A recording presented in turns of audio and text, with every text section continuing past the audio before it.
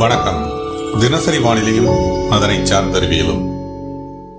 இன்று நவம்பர் 8, ஐப்பசி 22. தீவிர சுற்றுக்களை நோக்கி வடகிழக்கு பருவமழை. தீவிரம் குறைந்த 3ஆம் சுற்று மழைப்பொழிவு தொடரும் நிலை. இந்த நிலையில் இன்றைய நிலையிலான வானிலை அமைப்பு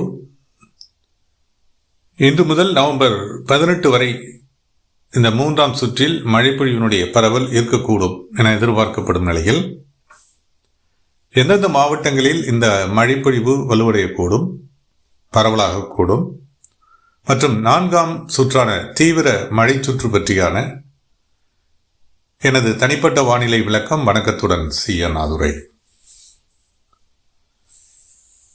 அதாவது வங்கக்கடல் நிகழ்வுகளை தடைப்படுத்திய இரு புயல்கள்.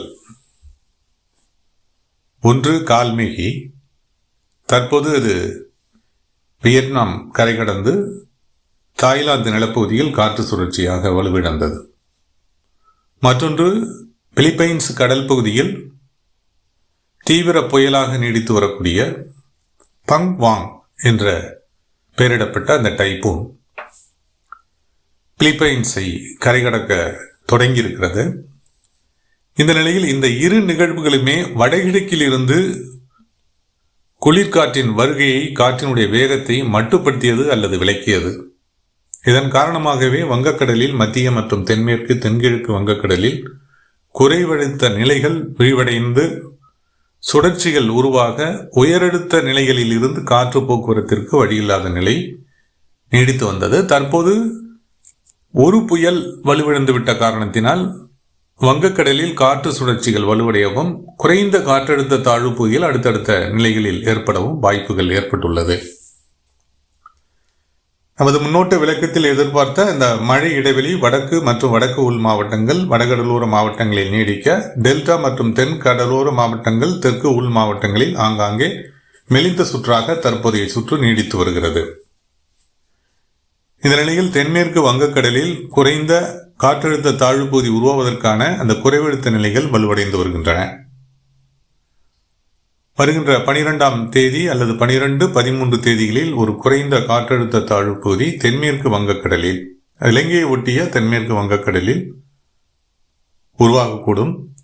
இதன் நிலையில் இந்த 3ஆம் சுற்று சற்று வலுவடையக்கூடும். 12ஆம் தேதிக்கு பின்னர் வலுவடையக்கூடும். 8, 9, 10, 11 இந்த 4 தினங்கள்ல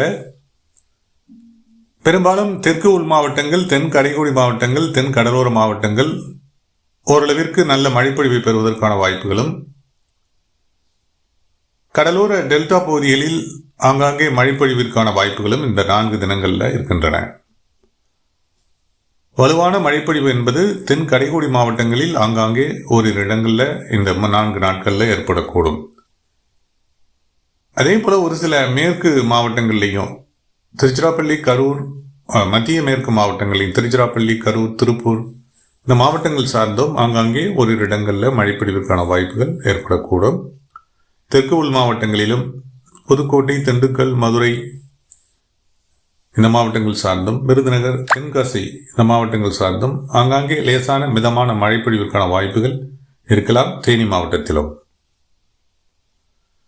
அதே போல சிவகங்கை மற்றும் ராமநாதபுரம் மாவட்டங்களிலும் அவ்வப்போது இந்த 4 தினங்களில் லேசானது முதல் மிதமான மழைக்கு ஆங்காங்கே வாய்ப்புகள் ஏற்படலாம்.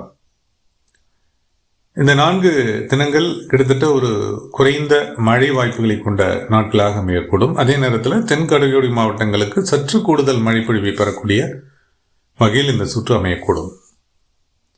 12ஆம் தேதி வாக்கில் தென்மேற்கு வங்கக்கடலில் ஒரு குறைந்த காற்றழுத்த தாழ்வு பகுதி உருவாகக்கூடிய நிலையில் தெற்கு உள் மாவட்டங்கள், தென் கடலோர மாவட்டங்கள், தென் கடைக்கோடி மாவட்டங்கள் மற்றும் டெல்டா மாவட்டங்களில் ஓரளவிற்கு பரவலான மழைப்பொழிவு முதற்கட்டத்திலும் அடுத்த கட்டத்தில் மத்திய மேற்கு மாவட்டங்களிலேயும், கோவை, ஈரோடு, திருப்பூர், சேலம், நாமக்கல் இந்த மாவட்டங்கள் வரை மேற்கில் வடக்கு உள் மாவட்டங்களிலும், அதாவது சேலம், நாமக்கல், தருமபுரி, கிருஷ்ணகிரி வரை கூட இந்த 12ஆம் தேதிக்கு பிந்தைய நிலையில் மழைக்கான வாய்ப்புகள் சற்று வலுவடையக்கூடும். மேலும் 14, 15, 16 தேதிகளில் வடகடலோர மாவட்டங்கள் மற்றும் இதர வடக்கு உள் மாவட்டங்களிலும் ஆங்காங்கே லேசான மிதமான மழைப்பொழிவு தொடர்வதோடு டெல்டா மற்றும் அநேக தென் மாவட்டங்களில் சற்று பரவலான ஒரு தொடர்ச்சியான மழைப்பொழிவிற்கு கூட வாய்ப்புகள் ஏற்படக்கூடும். 14, 15, 16, 17, 18 வரை வடகடலோர மாவட்டங்கள் மற்றும் வடக்கு உள் மாவட்டங்களில் இந்த மழை வாய்ப்புகள் சற்று குறைந்திருந்தாலும் இந்த சுற்றினுடைய இறுதியில், அதாவது இந்த 14 இருந்து 18ஆம் தேதி வரை ஓரளவிற்கு நல்ல மழைப்பொழிவு வடக்கு உள் மாவட்டங்கள் வரை ஏற்படுவதற்கு வாய்ப்புகள் இருக்கின்றன. இந்த வகையில் இந்த 3ஆம் சுற்று நிறைவடைய 4ஆம் சுற்று ஒரு தீவிர சுற்று என்பது நமது முன்னோட்ட விளக்கத்திலேயே நாம் விளக்கமளித்திருக்கின்றோம்.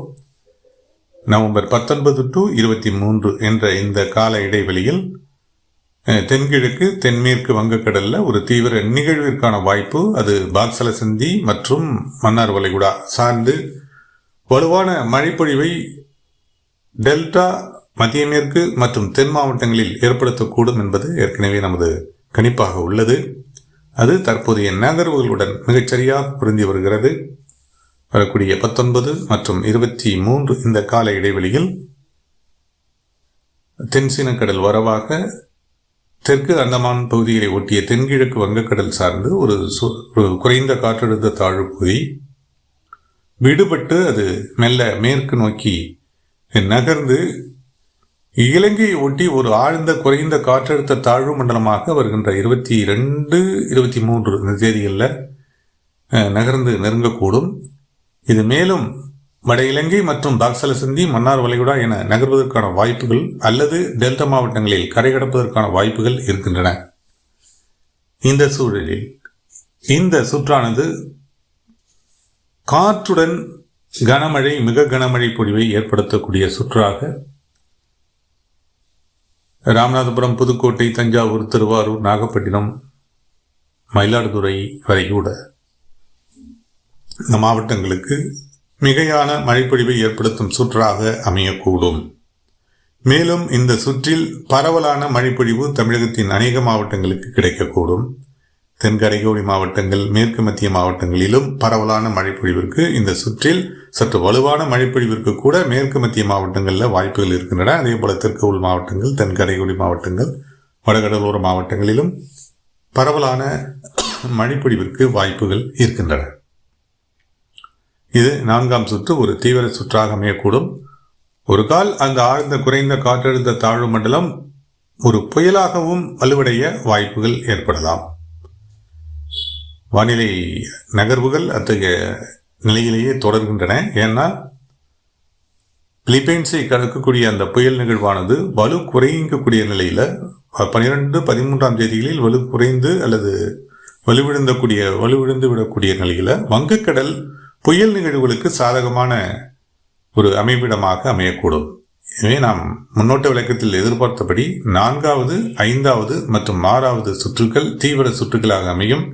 இதில் 4வது சுற்று டெல்டா மற்றும் தென் மாவட்டங்கள், வடகடலோர மாவட்டங்கள், வடக்கு உள் மாவட்டங்கள், மேற்கு மத்திய மாவட்டங்கள் என பரவலான மழைப்பொழிவு ஏற்படும் சுற்றாகவும், டெல்டா மாவட்டங்களில் வலுவான மழைப்பொழிவு ஏற்படுத்தும் சுற்றாகவும் அமையக்கூடும் என்பது நாம் முந்தைய எதிர்பார்ப்பு. அது தற்போது வாய்ப்புகள் இருக்கின்றன.